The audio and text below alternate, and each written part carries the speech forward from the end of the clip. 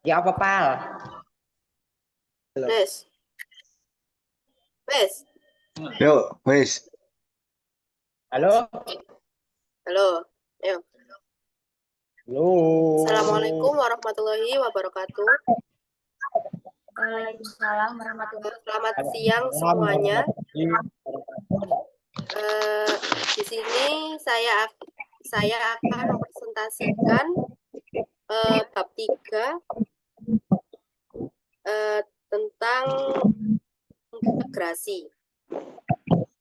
Sebelumnya perkenalkan, nama saya Nindi Iftitah Ainina dari kelas PFD 2023. Selanjutnya,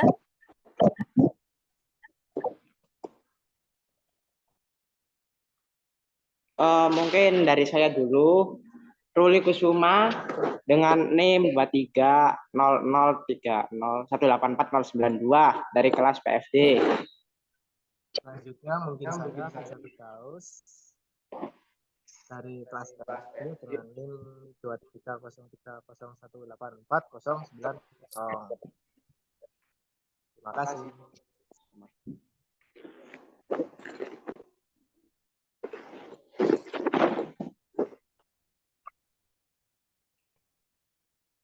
Saya Diasuti Nurlaili dari kelas PFD 23 dengan NIM 110. Mungkin bisa dilanjut untuk anggota lainnya memperkenalkan diri. Kenalkan, nama saya Naufal Abiu dengan NIM 23030184103.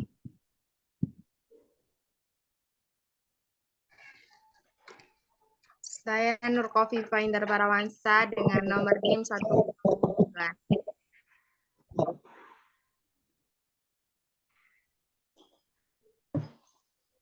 Saya Nadia Alitia dengan NIM 108.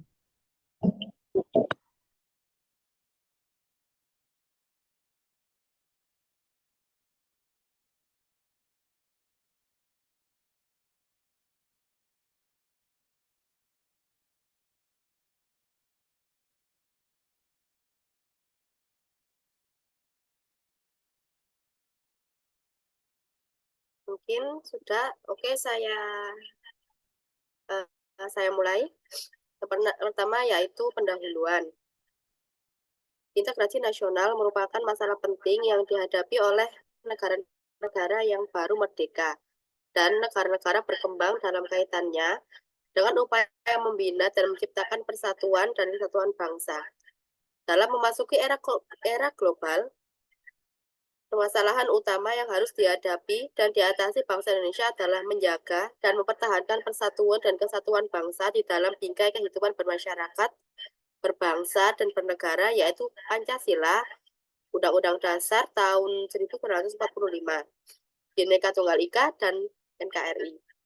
Pembinaan integrasi nasional pada akhir-akhir ini menjadi tema penting yang perlu dibahas untuk melihat kembali kesadaran berbangsa, bernegara, dan bermasyarakat, serta untuk menemukan kembali kebudayaan dan identitas nasional dalam membina dan menciptakan persatuan dan kesatuan bangsa yang utuh dan bulat. Selanjutnya yaitu masalah yang dibahas pada presentasi kali ini, yaitu yang pertama, bagaimana pengertian integritas nasional. Yang kedua, bagaimana faktor pendorong integritas. Yang ketiga, bagaimana faktor penghambat integritas. Yang keempat, bagaimana integrasi nasional dan latar belakang sejarah.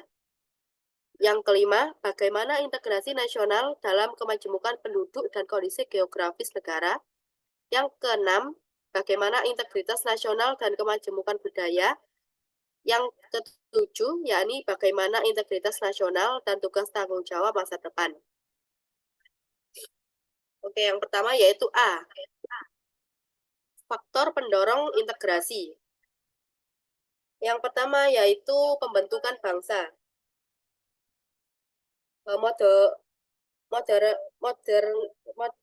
Modernisasi terutama dalam bidang politik dan ekonomi membawa dampak terhadap perubahan arah perjalanan bangsa dan negara.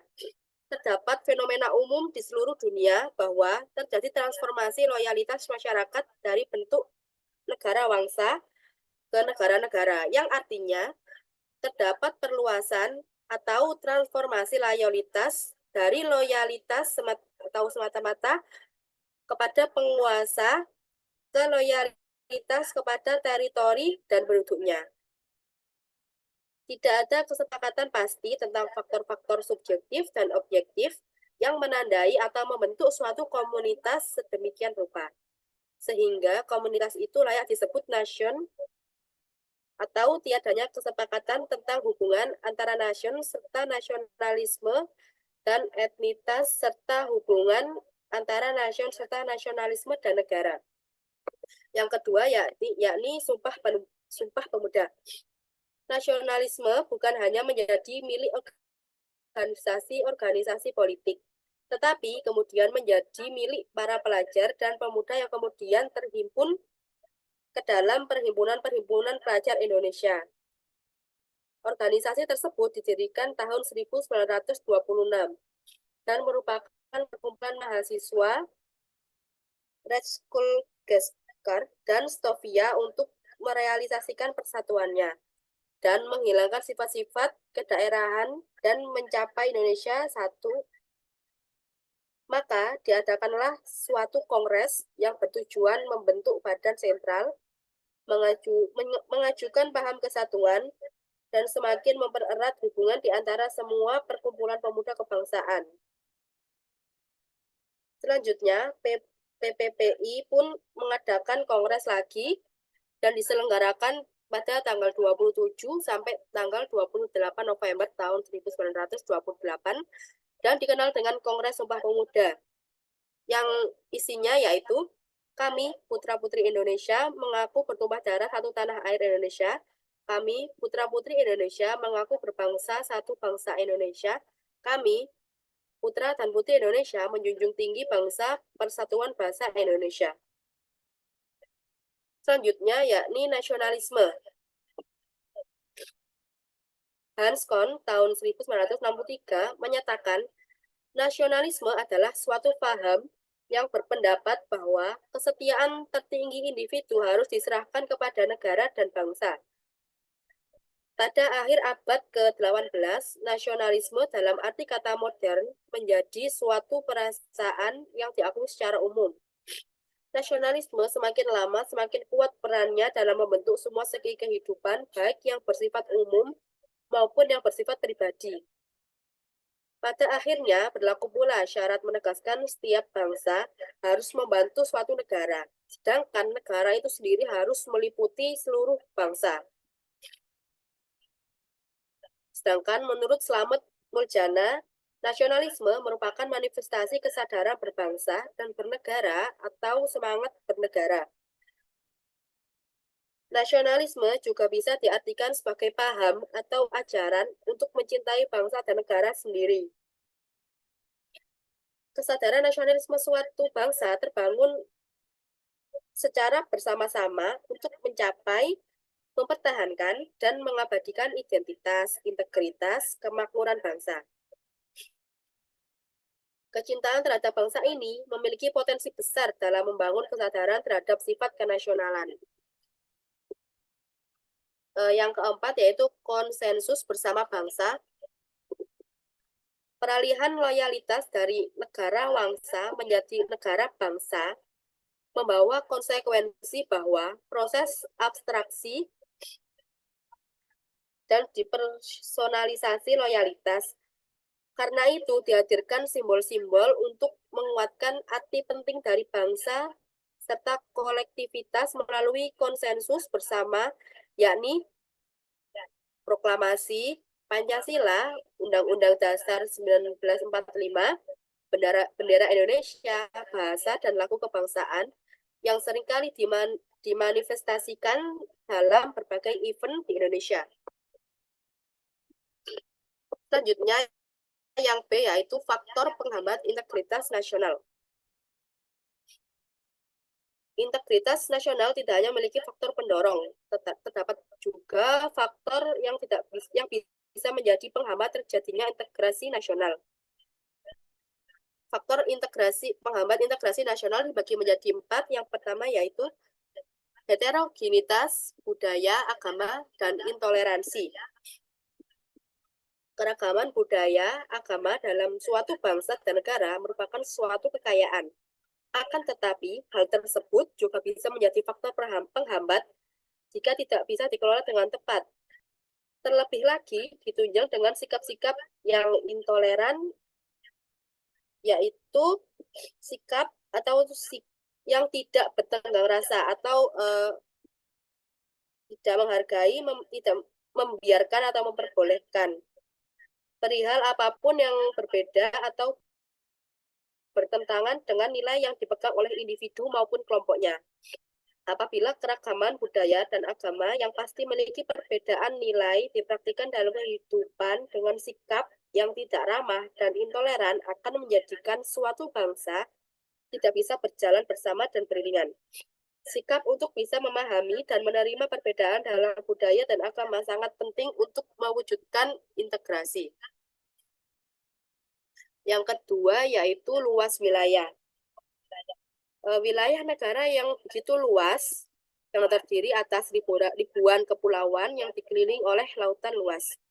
Besarnya kemungkinan ancaman, tantangan, hambatan, dan gangguan yang merongrong keutuhan, kesatuan, dan persatuan bangsa, baik yang berasal dari dalam negeri maupun luar negeri. Yang ketiga yaitu pembangunan tidak merata.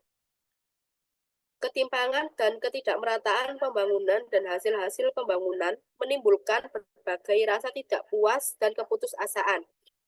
Hal ini bisa menjadi problem bangsa yang akan dibawa dalam masalah suku, agama, ras, dan antar golongan, gerakan separatisme, dan kedaerahan. Pembangunan yang meratakan menjadikan masyarakat dalam menikmati keadilan sosial, karena tidak ada masyarakat yang dianggap lebih diuntungkan dan sebaiknya ada masyarakat atau daerah yang dianaktirikan. Yang keempat yaitu etnosentrisme. Etnosentrisme yaitu pandangan terhadap sesuatu di mana kelompok sendiri sebagai pusat dari segala sesuatu dan semua yang lain diukur dan dipandang dengan rujukan kelompoknya. Setiap kelompok memupuk kebanggaan dan kesombongan sendiri, membanggakan dirinya sebagai superior, mengagungkan diri sendiri, dan melihat dengan memandang rendah kelompok luar yang lainnya. Dalam masyarakat yang beragam, perasaan ini harus dihindari. Selanjutnya yang C yaitu integrasi nasional dan latar belakang sejarah.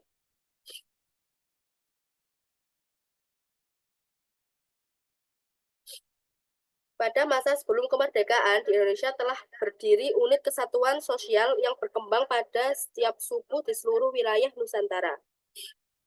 Unit kesatuan sosial tersebut kemudian berkembang menjadi sistem sosial politik yang diimplementasikan ke dalam sistem pemerintahan adat atau kerajaan yang hidup pada saat itu.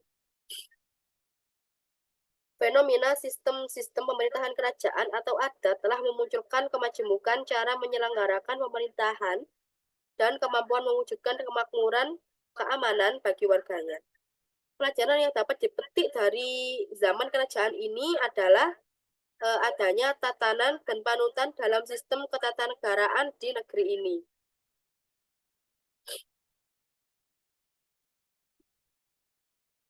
Pada masa lalu, wilayah Nusantara pernah mengalami masa kejayaan yang ditandai oleh berdirinya negara-negara kerajaan, baik berskala kecil maupun besar. Di seluruh wilayah, di mana masing-masing negara kerajaan mampu membangun struktur sosial, struktur politik, dan sistem pemerintahan khas. Setiap negara kerajaan memiliki pengaruh kuat terhadap rakyat dalam membangun dan mengembangkan aspek-aspek kehidupan berbangsa, bernegara, serta bermasyarakat, dan sebagai negara kerajaan telah membentuk tatanan kehidupan yang mapan dan memiliki pengaruh sangat luas seperti negara kerajaan Sriwijaya dan negara kerajaan Majapahit. Ditilik dari perjalanan sejarah bangsa Indonesia, pembelajaran integrasi nasional dapat dipilah ke dalam 4 episode. Yang pertama yaitu zaman sebelum kedatangan penjajah.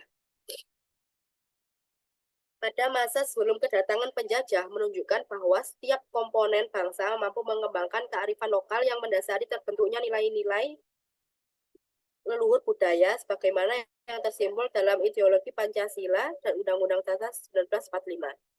Sebelum kedatangan bangsa-bangsa asing, setiap kerajaan sebenarnya telah mampu membentuk sistem sosial, ekonomi, politik, dan pemerintahan yang sangat sesuai dengan kebutuhan masyarakat setempat. Yang kedua yaitu zaman penjajahan. Pada zaman penjajahan, keadaan di seluruh wilayah Indonesia terbalik dari kondisi adil dan makmur. Menjadi bangsa yang dikuasai oleh pemerintah kolonial dan imperialis yang menjadikan bangsa Indonesia menderita, melarat, miskin, dan sengsara, hina, dan terbelakang. Maka akibatnya timbullah ketidakpuasan sebagian putra atau putri bangsa Indonesia untuk melakukan perlawanan dan pemberontakan terhadap penjajah, baik secara fisik maupun sosial. Perlawanan terhadap penjajah pada dasarnya adalah sikap antipati terhadap kolonialisme dan imperialisme di seluruh negeri dan tersebar secara merata di seluruh wilayah. Yang ketiga yaitu zaman pergerakan nasional. Perlawanan putra atau putri daerah yang masih bersifat kedaerahan ternyata mudah dikalahkan oleh penjajah.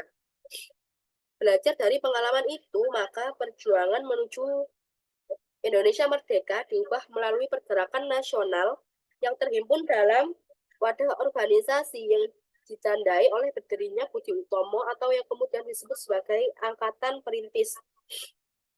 Budi Utomo sebagai organisasi sosial politik bercita-cita mencapai Indonesia merdeka dengan mendahulukan pendidikan. Setelah lahirnya Budi Utomo, maka berdirilah organisasi-organisasi sosial politik seperti Serikat Dagang Islam, Nahdlatul Ulama, Muhammadiyah, Partai Nasional Indonesia, Partai Katolik Indonesia, Jong Java, Jong Selebes, dan organisasi sosial politik lainnya yang secara bersama-sama menuntut Indonesia merdeka. Yang keempat yaitu zaman setelah kemerdekaan. Pasca kemerdekaan ternyata terjadi perbedaan, gesekan, dan bahkan pertentangan ideologis, politis, ekonomis, dan kepentingan individu atau kelompok. Dan akibatnya terjadi ketidakpuasan dan ekstremitas yang dilatar belakangi oleh kekuatan agama komunis dan kondisi tertentu di mana orang atau kelompok orang ingin memaksakan kehendak baik yang berasal dari dalam maupun dari luar negeri. Bangsa Indonesia sepakat bahwa ekstremitas yang berasal dari dalam dikelompokkan menjadi 3 ekstrim, yaitu 1, ekstrim kanan, yaitu ekstrim yang ingin menyelenggarakan negara dengan dasar agama. Yang kedua yaitu ekstrim kiri, yaitu ekstrim yang ingin menyelenggarakan negara dengan dasar komunis. Dan yang ketiga yaitu golongan tidak puas, yaitu ekstrim yang memanfaatkan kondisi tertentu untuk memaksakan kehendak kepada pemerintah yang sah.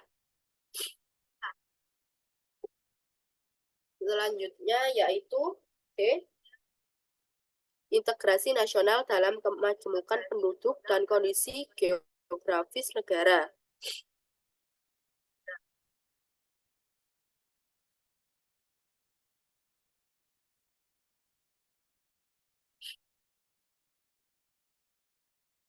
Pembangunan bangsa memerlukan perhatian khusus terhadap kemajemukan penduduk yang berdiri dari beragam sara, latar belakang geografis, latar belakang kebudayaan, dan sebagainya. Kajian penduduk dapat dilihat dari jumlah, distribusi, dan komposisi penduduk.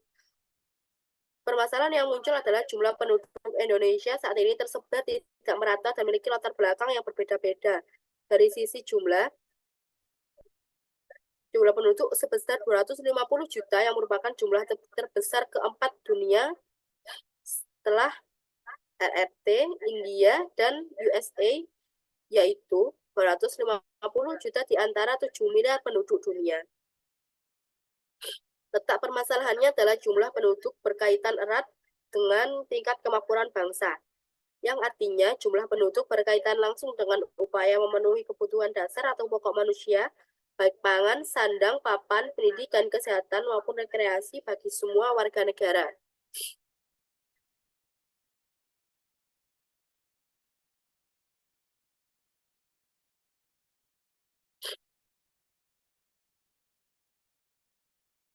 Permasalahan jumlah penduduk jika dikaitkan dengan konfigurasi dan konstelasi wilayah akan memunculkan masalah baru, yaitu luas lahan pertanian berubah menjadi pemukiman, sehingga produksi barang pertanian semakin menyusut dan membahayakan kecukupan dan ketahanan pangan bagi rakyatnya. Pada saat ini, jumlah penduduk masih memusat di Jawa. Akibatnya, lahan pertanian tidak akan mampu menyediakan bahan kebutuhan pokok bagi warganya. Konsekuensinya, jika jumlah penduduk masih memusat di Jawa, maka dapat diduga lahan pertanian akan berubah fungsi menjadi pemukiman, sehingga rentan terhadap krisis atau kekurangan pangan baik dalam konteks Jawa maupun dalam skala nasional. Dengan demikian, negara harus mengambil kebijakan nyata di bidang kependudukan, baik melalui program keluarga berencana maupun program transmigrasi.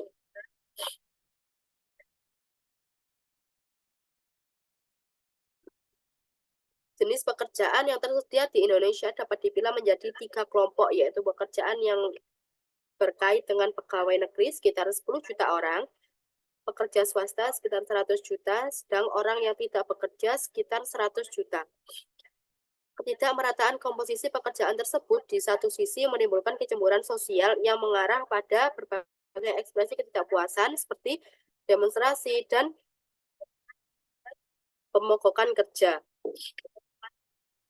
Selanjutnya yaitu integrasi nasional dan kemajemukan budaya.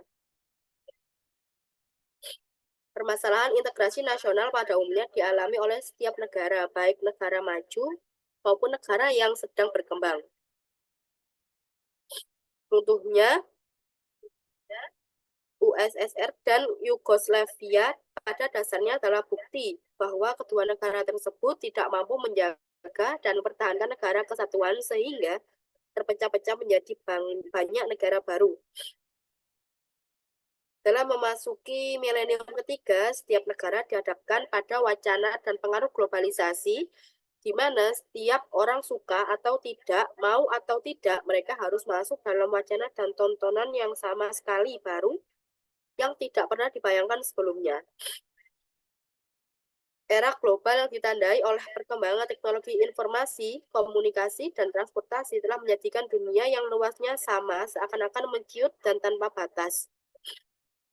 Dengan memanfaatkan hasil teknologi yaitu handphone atau telepon yang dapat mengikuti setiap perkembangan di tempat lain dalam waktu yang hampir bersamaan. Sedang dalam menggunakan teknologi transportasi yaitu pesawat terbang supersonik, orang dapat berpindah dengan cepat meskipun jaraknya ribuan kilometer.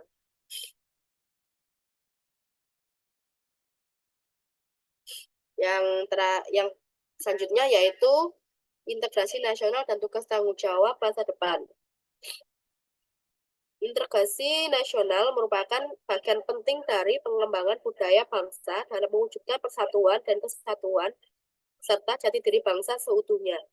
Bangsa Indonesia yang terbentuk dari kemajemukan sara serta memiliki latar belakang sebagai bangsa terjajah selama 3 abad memerlukan konsep perpaduan baru yang mampu membina, menjaga, dan mempertahankan kelangsungan hidup dan eksistensinya sebagai bangsa yang merdeka, bersatu, berdaulat di tengah-tengah bangsa lainnya. Karakteristik kebinekaan tersebut pada dasarnya adalah modal dan aset bangsa yang tak ternilai harganya. Karena pengalaman di masa lalu telah mampu membentuk kesatuan sosial dan jati diri bangsa yang hidup rukun, damai, dan penuh toleransi di antara unsur-unsur sara di atas. Akan tetapi kebinekaan dapat mengubah menjadi sumber ancaman dan mara bahaya bagi persatuan dan kesatuan bangsa bila ada pihak-pihak yang berupaya memaksakan kehendak baik di bidang ideologi, politik, ekonomi, sosial, budaya, maupun pertahanan keamanan. Kesimpulannya yaitu yang pertama, Integrasi nasional merupakan masalah penting yang dihadapi oleh negara-negara baru merdeka dan negara-negara berkembang dalam kaitannya dengan upaya membina dan menciptakan persatuan dan kesatuan bangsa. Integrasi nasional adalah upaya dan proses menyatukan perbedaan dalam suatu negara untuk menciptakan kerukunan dan keselarasan nasional. Yang kedua yaitu faktor pendorong integrasi nasional adalah pembentukan bangsa, sumpah pemuda, nasionalisme, dan konsensus bersama bangsa. Yang ketiga yakni faktor penghambat integrasi nasional adalah heterogenitas, yaitu budaya, agama, dan toleransi, luas wilayah pembangunan tidak merata, dan etnosentrisme. Yang keempat yaitu latar belakang integrasi nasional Indonesia dapat dikronologiskan menjadi beberapa tahap dari zaman sebelum masuknya kolonialisme, zaman kolonialisme atau penjajahan, pergerakan nasional, dan setelah kemerdekaan. Yang kelima yaitu pembangunan bangsa memerlukan perhatian khusus terhadap kemajemukan penduduk yang terdiri dari beragam sara, latar belakang geografis, latar belakang kebudayaan, dan sebagainya. Begitu juga dengan kondisi kemajemukan budaya integrasi nasional Indonesia yang tidak terlepas dari tradisi dan budaya daerah secara bersama-sama, yang akhirnya membentuk budaya nasional yang kokoh dalam bentuk saripati nilai-nilai terluhur budaya sebagaimana yang terkandung dalam sila-sila. Sekian dari saya. Apakah ada yang ditanyakan?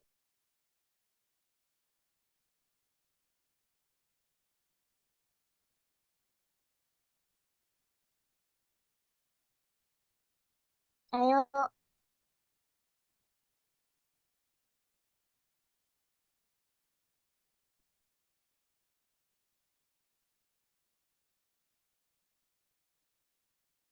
Pun monggo. Baik, silakan. Viva Indar. Terima kasih. Sebelumnya perkenalkan nama saya Nur Kofiandar Parawansa dengan nomor NIM 109. Menurut kamu, apa yang terjadi jika suatu negara tidak mampu berintegrasi? Baik, saya tampung dulu. Selanjutnya, Nadia Livia. Oke, terima kasih. Perkenalkan nama saya Nadia Livia dengan NIM 108. Pertanyaan saya, sebagai mahasiswa, apa yang Anda lakukan untuk mengembangkan integrasi nasional? Terima kasih. Baik, selanjutnya Naufal Abiyu. Permisi, saya ingin bertanya. Ya, Ruli. Hubungan integritas nasional dengan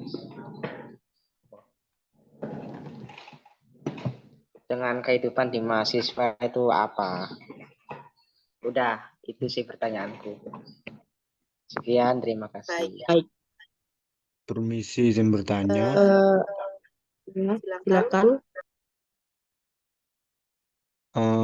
Di negara kita sendiri, Indonesia termasuk negara yang berkembang. Nah, di Indonesia sendiri itu apa contoh aspek-aspek atau contoh kebijakan dari negara sendiri untuk mengembangkan integrasi nasional di Indonesia sendiri?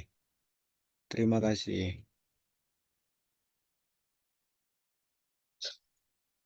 Baik. Saya sambung dulu pertanyaannya.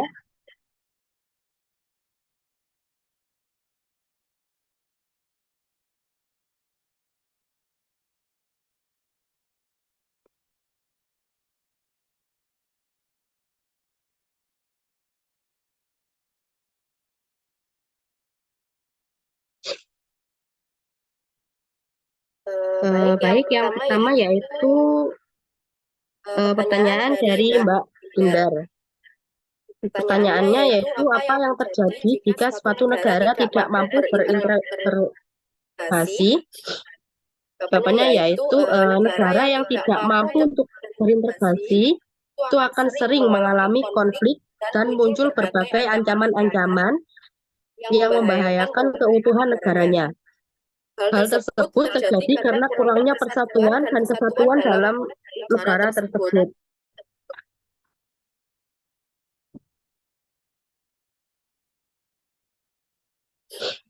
Apakah bisa diterima? Ya, bisa. Terima kasih. Selanjutnya yaitu dari Mbak Nadia Livia. Pertanyaannya yaitu sebagai mahasiswa, apa yang Anda lakukan untuk mengembangkan integrasi nasional? Yang pertama yaitu, jawabannya yang pertama, mewujudkan sikap toleransi terhadap keseluruhan agama, ras, dan juga suku yang ada di Indonesia. Yang kedua yaitu menunjukkan sebuah cinta tanah air. Yang ketiga, giat dalam belajar. Yang keempat, memiliki semangat menjaga persatuan dan juga kesatuan dari bangsa Indonesia. Yang kelima yaitu mengharumkan nama Indonesia di kancah internasional. Apakah bisa diterima? Terima kasih, bisa.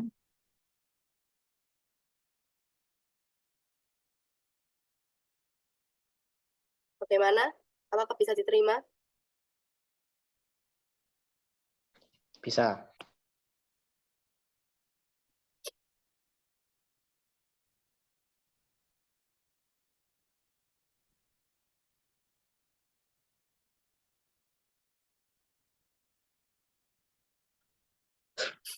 Sebelumnya untuk Mas Ruli tadi gimana ya pertanyaannya? Mohon maaf.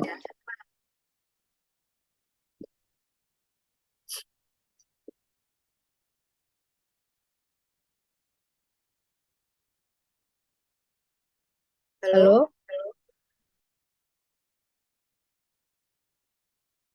Mas Ruli gimana tadi ya pertanyaannya? Boleh diulang?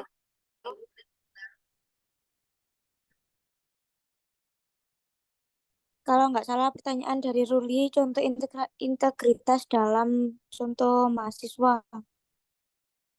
Baik, terima kasih Mbak Dia.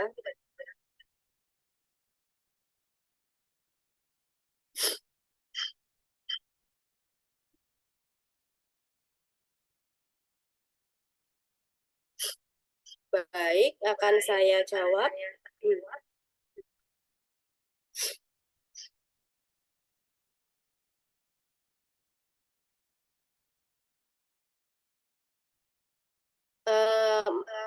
Mahasiswa yang berintegritas, yaitu kan berarti memiliki sifat yang berkarakter, berprinsip, serta konsisten di dalam menjalankan kehidupannya sebagai mahasiswa.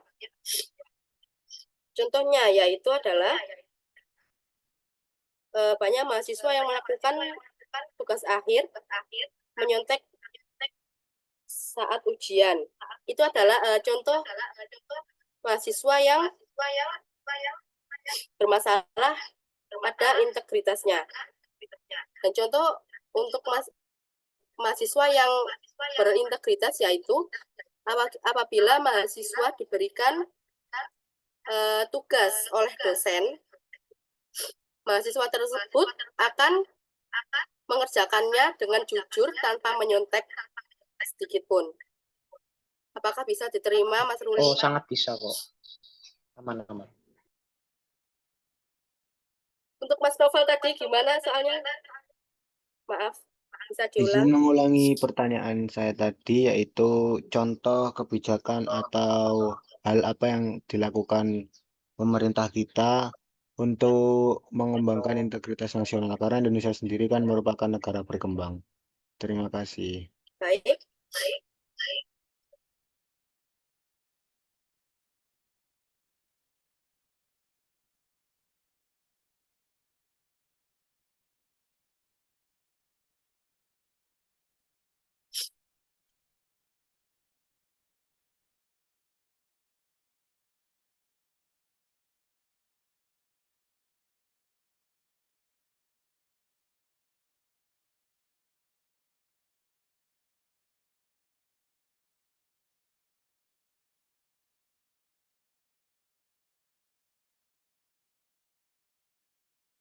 Akan saya jawab. Upaya yang digunakan untuk mengembangkan integrasi nasional pada Indonesia yaitu membangun dan menghidupkan terus komitmen kesadaran dan kehendak dan kehendak untuk bersatu, yaitu dengan cara bisa memotivasi para masyarakat dalam membangun dan menghidupkan komitmen dan kehendak untuk bersatu dalam membangun bangsa Indonesia.